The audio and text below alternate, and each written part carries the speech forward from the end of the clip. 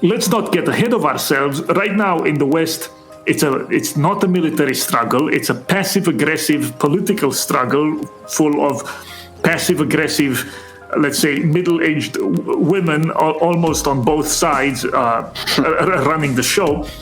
And in this context, I think there are two dangers. One is the black pillars who you mentioned. These are pessimists, or what are called in war demoralizers, actually, who are telling you the other side has won, you should give up. I mean, it's a really absurd thing to, when the other side essentially suffered Trump for 4 years and then had to come up with this BLM, which I talk either on last show or the one before. It was, in terms of numbers, it was very limited, and it was very hyped up by media to try to pretend that they have popular will on their side when they do not.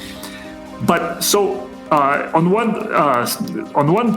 of our dangers is the demoralizers, the so-called black pillars, the people who say the shitlibs have already won, the transsexual religious transformation is coming, you cannot do anything, you should not fight. It is absurd, right? The things we do online, which is to ridicule ruling authorities, both with mockery and trolling, but also as increasingly I think we must shift to presenting science, presenting studies, presenting HPD so-called findings, but just shaming them with studies, and not just scientific studies, but historical studies. The city bureaucrat is back, and he does a very good job at this.